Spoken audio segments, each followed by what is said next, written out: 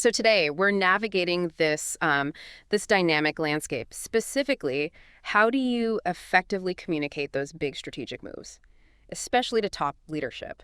We're going to do a deep dive, get really informed on a powerful framework. It's called Strategy on a Page, or SOAP for short.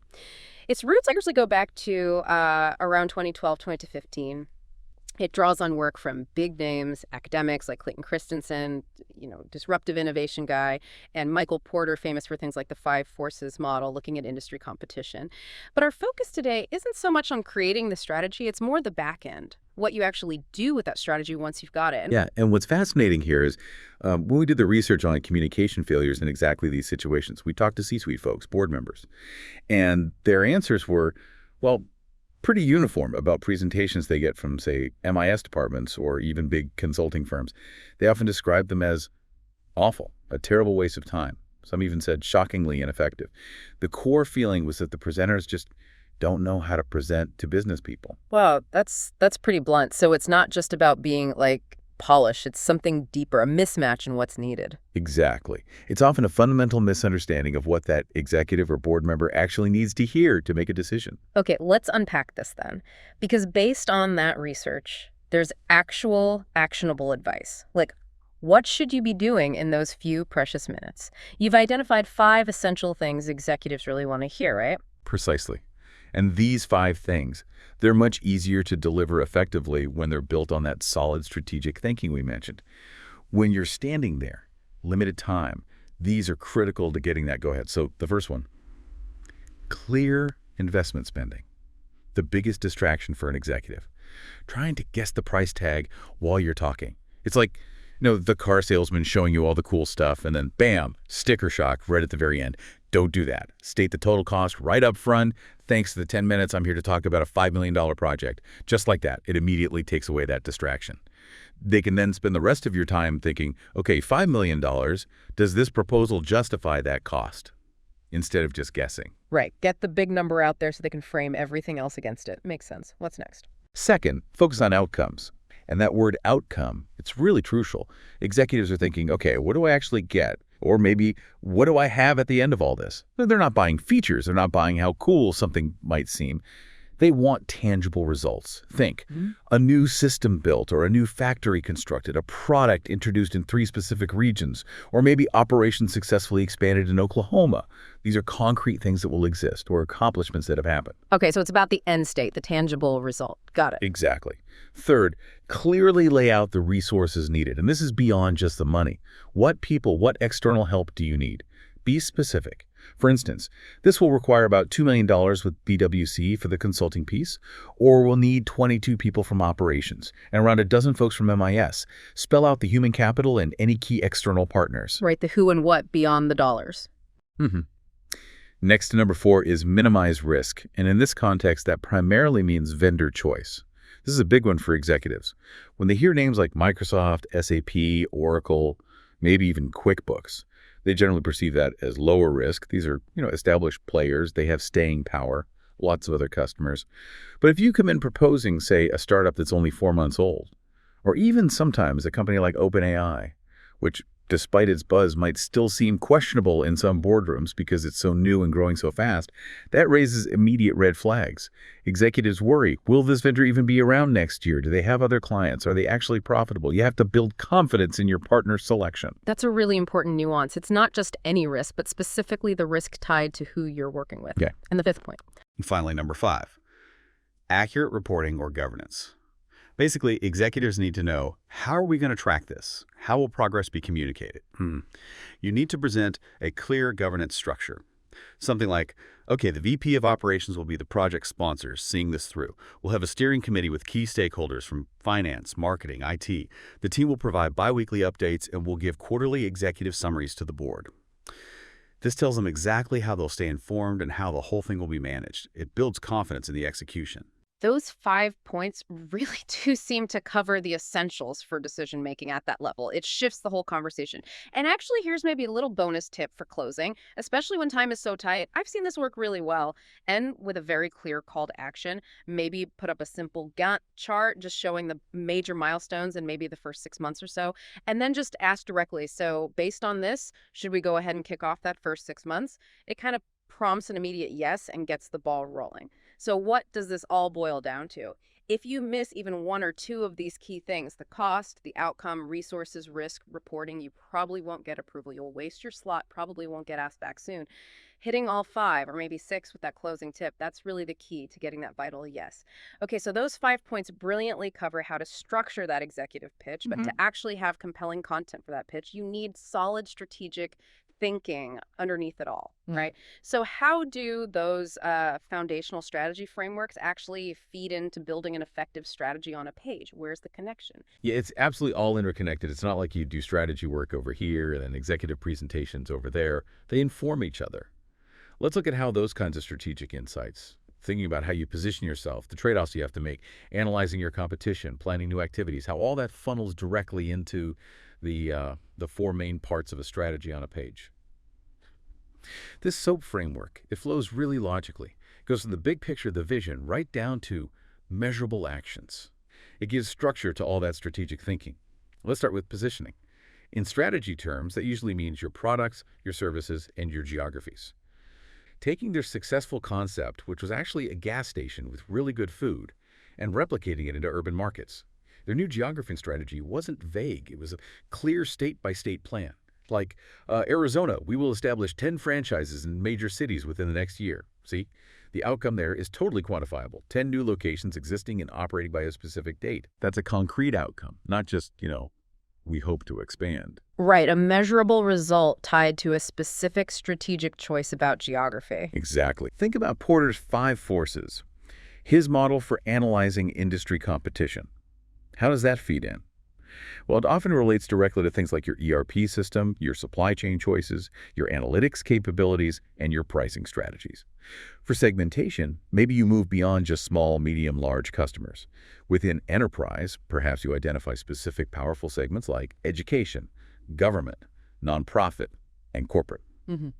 And then you apply different discount strategies, different service models to each. That's a very specific managed approach driven by competitive analysis. So 5 forces informs the how of competing within those segments. You got it. And finally, number 4 is activities. These are the new competitive things you decide to do. For instance, maybe a coffee company decides to launch roasting coffee trucks to test out and expose new markets.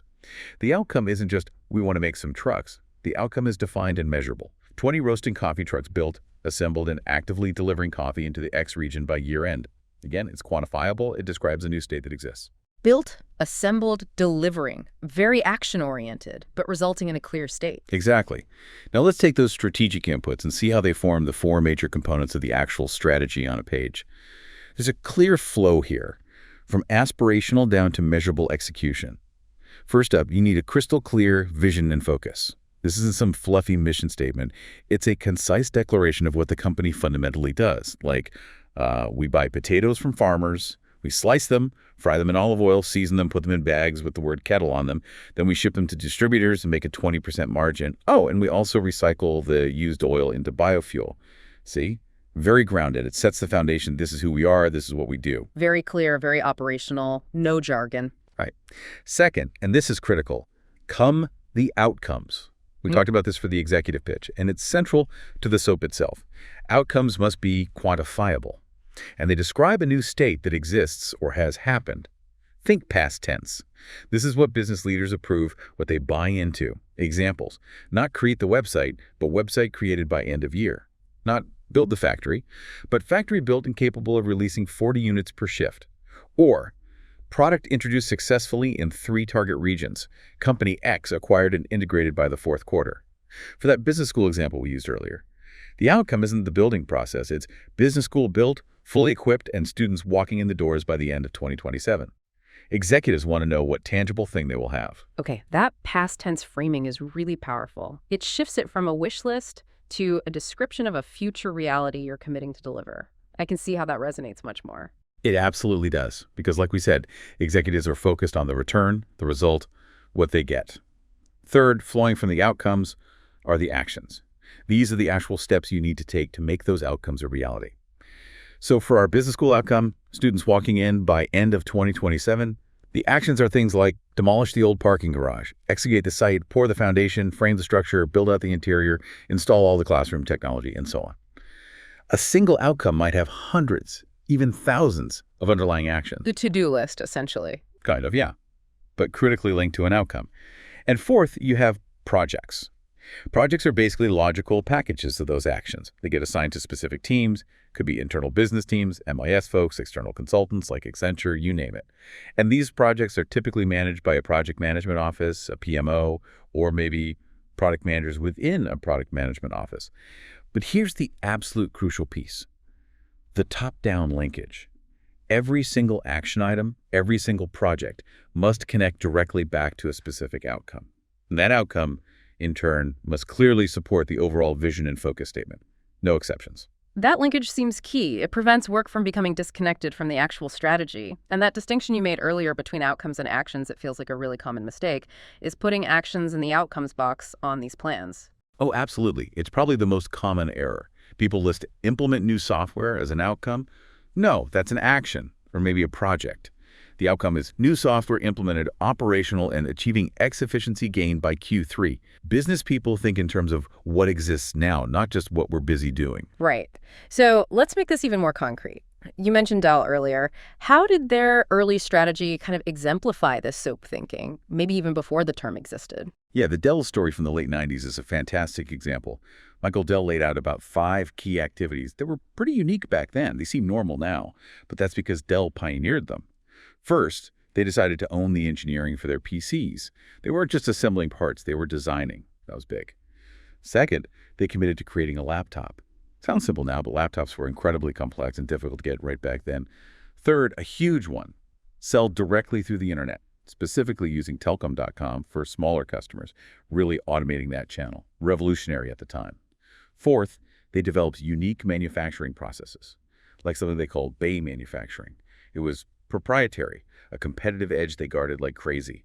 And fifth, they knew they needed an ERP system to tie all this together: design, sales, manufacturing, logistics. Okay, so those were the strategic activities. How did they translate into outcomes in this SOAP-y sense? Great question. They weren't just aiming for do engineering.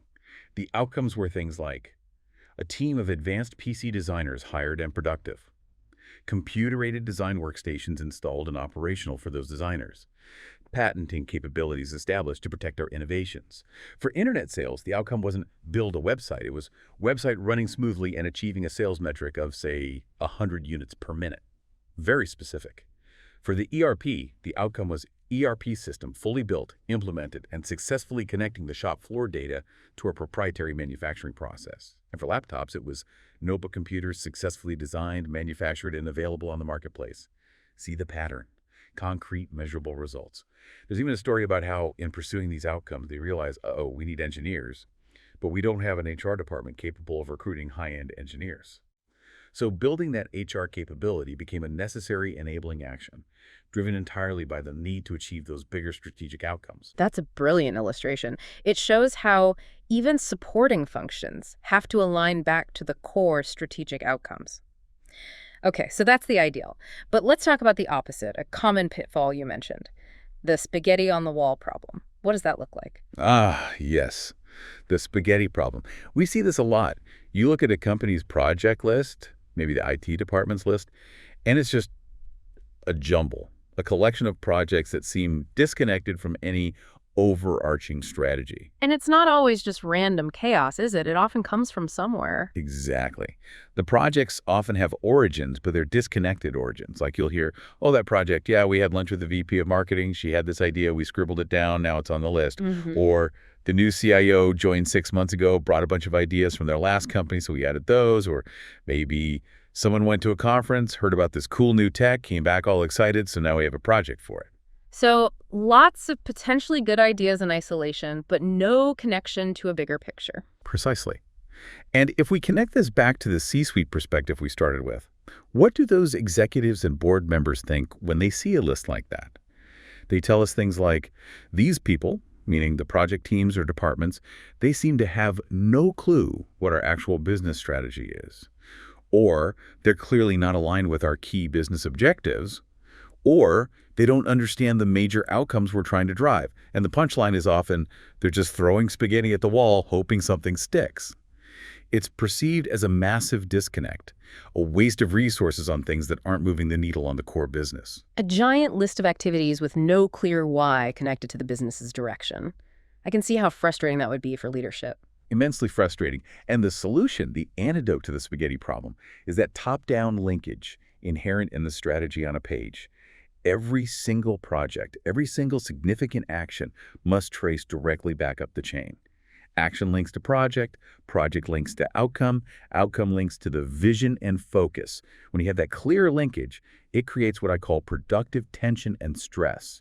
Executives actually start to care about these projects. They understand why a specific project matters. So they start asking, hey, when's that thing going to be finished around here? Not because they're micromanaging, but because they see its direct line of sight to achieving a crucial business outcome they've bought into. So it shifts the dynamic from why are you doing this to how can we get this done faster because it's important. Exactly. It fosters alignment and urgency around the things that truly matter. Now, this doesn't mean there's no room for experimentation or R&D. Of course there is. But those kinds of exploratory projects usually aren't the ones you're taking to the board for major funding until you can articulate a potential outcome that clearly ties back to the overall strategy. This whole deep dive really underscores the sheer power of having a framework like strategy on a page. It's not just a document, it's a way of thinking and communicating. It makes strategic initiatives clear, ensures they're aligned, makes them more effective, and crucially, helps you get them approved, especially when talking to those top executives. It really does seem to turn vague ambitions into measurable realities. That's absolutely right. And, knowledge like this, it's most valuable when it's not just heard, but really understood and then applied. We've covered a lot of foundational strategy ideas, how to talk to executives, the structure of the SOAP itself. So maybe this raises an important question for everyone listening. How can you start thinking more deliberately in terms of measurable outcomes rather than just lists of actions in your own work? Whether you're crafting a project plan, prepping for a team meeting, or even just setting personal goals.